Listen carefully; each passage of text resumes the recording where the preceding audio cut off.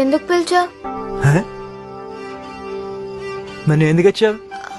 అదే ఎందుకు పిలిచావో అడుగుదామని. అదేంటి, నువ్వు లవ్ లెటర్ చదివే కదా వచ్చావు? అదంతా కాదు. అసలు ఇది లవ్వా అట్రాక్షనా? అదంతా మనకు తెలియదు, కానీ నువ్వు నాకు కావాలంతే. అయినా లవ్ అంటే ఏంటి, అట్రాక్షన్ అంటే ఏంటి?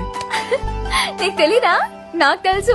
లెక్చరర్ చెప్పిన తర్వాత ఎంక్వైరీ చేసి మరీ కనుక్కున్నాను. లవ్ అంటే ఎప్పటికీ మర్చిపోరంట, అట్రాక్షన్ అంటే తొందరగా మర్చిపోతారంట. అలాగా? అయితే 7th క్లాస్ లో జానవి ఇంకా గుర్తుంది, లవ్వేనా?